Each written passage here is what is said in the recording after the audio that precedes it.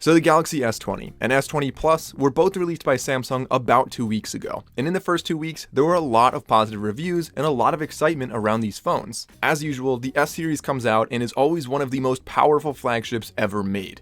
But now that it's been 2 weeks, it's time to put the spec sheets aside and see how well this phone actually performs under daily use. Now, I found a lot of things that were not mentioned in original reviews that you would definitely want to know if you're considering buying this phone. So this video, I want to talk about the really annoying and the really positive things I found after using this phone for 2 weeks. So these are the pros and cons based on my own experience after using this phone every single day for the past 2 weeks. And these are things that could potentially sway your opinion and help you decide whether or not this is the phone for you.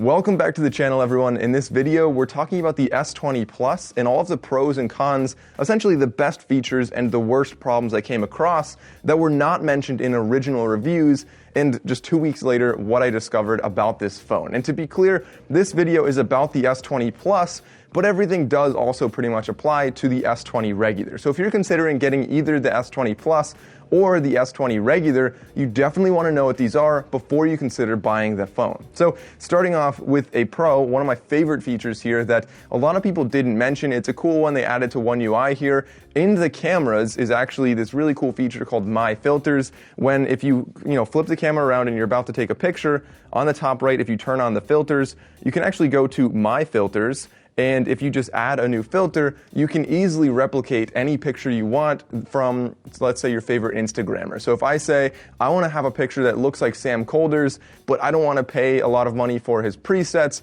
you can take a screenshot of his Instagram, put it into MyFilters, and then suddenly your entire world looks like he edited your photo. So it's a really cool feature you can add here. You can have multiple filters that you saved, and it's just something I think is really cool if you want to have a theme for your Instagram or really any social media. Really cool feature packed into this phone. A problem that I think almost everybody will face if they use this phone is kind of related to be careful what you wish for. We have a giant screen, almost no bezels, and it wraps around the edges there. And something that I find is the edge rejection from my palm is not really that great. So if I'm typing, I find that if I reach for a far up letter, my palm hits the bottom right corner there, which is the change keyboard button. And all of a sudden, if I'm typing fast, it pops up and I accidentally hit the wrong keyboard. And the next thing I know, I'm in Samsung voice typing or some other keyboard. And it's kind of annoying that that happens. And there are solutions to that, and I'll talk about that in a second. But it's just, you're going to face that with this phone. It's very likely you'll have some edge touching because it really is no bezel and it's such a large phone. So the first solution that I will be doing is actually just getting a case for this phone. You probably should be getting a case anyway because, kind of another drawback here, it is a glass sandwich, so it's a total fingerprint magnet. It's also pretty slippery, so it's hard to, holding it's not a problem, but I find that if I'm trying to prop my phone up somewhere, being that it's all glass, it definitely slides and falls down a lot. So I'm going to be getting a case, a pretty grippy one, a case that I like. This is not a sponsorship, but I'll link it down below. It's called Pellicase. They make some cool cases and they're made out of biodegradable plastic. So if you're worried about the environment, check those out. They're for sale. And the link will be down below. Again, that's not a sponsor, that's just a case that I like. Besides adding a buffer on the outside with a case, the second solution is actually getting an app. And this is a big pro for Samsung. They have some really cool apps you can get for this phone to really customize One UI 2.0. And the one that I'm specifically talking about here is called Edge Touch. I really like this app because it can desensitize the edges really wherever you want. So you can move it up or down, you can change the width of it, you can really customize a lot to make sure that you don't have any kind of problems with the edge being touched accidentally. Now, before I get into the second app, I want to talk about an issue that the second app will resolve, and that is the button configuration. I think the button configuration on this model has kind of been progressively getting worse. So the S10 I thought was an excellent button configuration, volume on one side, power on the other, so it doesn't matter right-handed or left-handed. Taking screenshots was really easy. Then with the Note 10 Plus, they had all the buttons on the left side, which as somebody who's right-handed, I had no problem taking screenshots. I would just kind of pinch the phone with my two fingers right there, my pointer finger and my middle finger. And then now they have both of the buttons on the right side, which is really hard to take a screenshot. So if you're right-handed like I am, you'll find that using just your thumb to take a screenshot is nearly impossible. Now with that said, getting over to the pros here, one thing is Samsung has a lot of gestures you can use. So like palm swiping is a great way to take screenshots. You just drag your palm across the screen. It takes a little bit of practice, but it's a nice feature to have. And then secondly, getting into the next app I was going to talk about, this is good if you have smaller hands or if you just want to take screenshots. So I have fairly large hands, but I could see people with really small hands would find this app very useful. This app is called One Hand Operation Plus, which admittedly is really an annoying app name. I don't know why they didn't condense that down to fewer than like 4 words there. But regardless, it is a cool app that you can have, 12 different gestures. So on the left side and on the right side, you have diagonal up, in, or diagonal down, and then you can choose long or short swipe to do different things. So you have 12 different gestures there, and you can do pretty much anything. So one that I like to do is have the left side straight across will take a screenshot, and it's just a really cool feature to have. Now if you have small hands, again, I don't really have a problem with it with this phone, but people with small hands using a large phone like this may have trouble reaching up to the top to pull down the notification drawer. You can very easily just set another thing, maybe swipe diagonal down to open the notification drawer, or really you have endless options with this app, and it's really cool. You can set these gestures to do pretty much anything you want. So next, kind of a drawback that's really more of a confusion I have with the design choices for this phone. So I think that Samsung just added 3 lenses for the sake of adding 3 lenses. I think we really could have gotten by with just an ultra-wide lens and then the telephoto lens, and I'll explain why in a second, because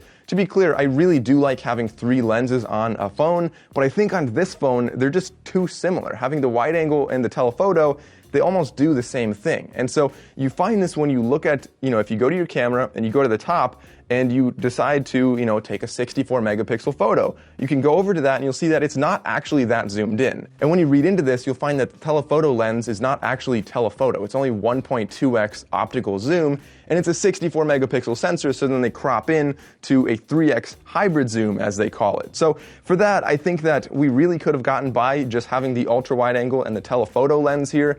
And the only drawback then is that your low light's not as great, but we saw in the Ultra, they're able to put a lot of megapixels in a camera that also is great with low light. So I'm not sure why exactly they didn't differentiate these more. And to be clear, guys, like I said, I like having 3 lenses on this camera. I just wish maybe they made the primary shooter 64 megapixels and maybe they made the telephoto lens like 5x optical zoom. That would be really nice, but regardless, that's just a really small confusion/complaint I have about this phone. And so that brings us to a positive about this phone though. When I first got it, I thought, oh, that's kind of weird. We can only take zoomed in photos that are 64 megapixels. But then you realize you can actually take a pretty wide angle shot that's 64 megapixels, really preserve detail, crop in on whatever you want. I really like that feature. And a drawback, however, though, is when you're using 64 megapixels, you do have limited functionality on this. So you cannot add filters, for example, as you see on the top right there. Another positive with the phone is how easy the camera experience is now. So easily going from photo, video, or single take if you want that. And then everything that's more on the right side, at first thought, that's kind of weird. Why is it all over there? Now, it turns out it's actually very easy to customize this. And you can just say, if you like having live focus or live focus video or whatever other mode you want, you can easily pin it down on the bottom and just really only have the modes you use across the bottom. Really customizable, really nice to have that feature. Getting back to the cons with the phone, the camera bump is pretty large, and I don't necessarily have a problem with the bump being large because I will get a case for this, and that'll really kind of make the camera wobble on a table not an issue for me. Now, one thing that is kind of a small problem is because they don't really have many rounds on there, it actually, such a sharp edge, you're going to accumulate dirt on the edge of the camera.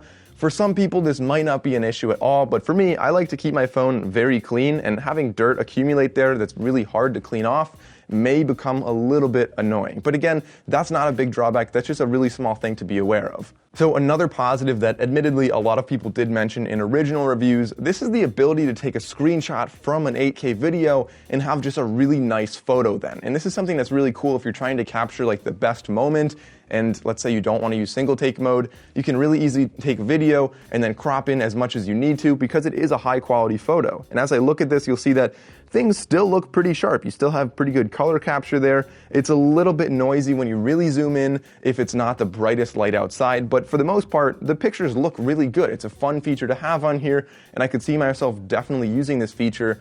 A positive for this phone is that it does have a screen protector included when you get it, but a drawback is the screen protector kind of sucks. It's a pretty soft screen protector, and it's really easy to scratch, so if you put this phone in your pocket with literally anything, hopefully not keys, but if you have like a coin in your pocket or anything really small, it's very likely that you'll come out with some very small scratches on the screen protector. Of course, that's why you have a screen protector. Great to have it. But you will be replacing this, or at least I will be replacing this within the next couple months, just because I know it's going to get pretty scratched up. Some of my favorite features with this phone, some of them admittedly are not specific to this phone, but the first one is dual Bluetooth listening. So I like the ability to, if you have two different pairs of earbuds, so maybe you and a friend want to watch a video or listen to music, you can very easily connect both of them and then go up to the top when you swipe down from your notification tray right there, go to media, and you can select both pairs of earbuds or both Bluetooth speakers and play on two different devices simultaneously. Just a really cool feature they added there. Another really cool feature that I definitely love about this phone is Samsung DeX. It's something that most people probably already know about this, but if you don't, I actually made a video on it entirely. I'll just link it right up there. But essentially, you can plug your phone into a TV, a projector, a monitor, whatever you want. You can connect a mouse to your phone, and you have an entire separate desktop interface that is just powered by your phone. So phones are getting more and more powerful, and with this phone, clearly a powerhouse, you can do a lot. You can run a full desktop interface, and most people don't even need a laptop then. My third favorite feature then is the ability to customize the edge lighting. So if you go into your settings and look for edge lighting, you can easily change the design of it, the color of it, the size of it, how long it lasts, stuff like that. It's really cool that you can change that for different apps. And because this phone doesn't really wrap around as much as the S10, but the screen definitely still wraps around. So if you have it face down, you get the edge lighting, you can see when you get a notification. Or if it's face up, you can also just see that nice ring around your entire phone. It's just a really nice, subtle way to get a notification. Now, an update with battery life, I found that after using this phone for 2 weeks, I consistently get 1.5 days of battery per charge on this phone. So that is with 120 hertz on. I'm watching a lot of YouTube. Bluetooth is typically on. And my screen time is probably about maybe 5 hours a day, I would say, maybe 4.5. So with that in mind, I'm definitely lasting easily the entire day. And if you use this very heavily, I would see no problem with lasting the whole day. This battery is definitely among the better batteries out there for similar flagship phones. So guys, that's everything I have to say about the Galaxy S20 Plus and indirectly the Galaxy S20. This is my update after 2 weeks of using this phone. These are the best features and the worst drawbacks I found. And to be clear, anything that was small and seemed like a small nitpicky thing was not intended to be. Overall, I really do like this phone. I just wanted to give you guys an insight into the nuances of this phone when you're using it, because some people may be bothered by these small drawbacks. And so that's just what I wanted to share with you guys in this video. I hope you found it helpful. If you did, please remember to like and subscribe. Comment if there's any other features you found with this phone that you either liked or didn't like, if you already have it. And if you don't have it, let me know if you think you'll be buying it. As always, guys, thank you all for watching. I'll see you next time.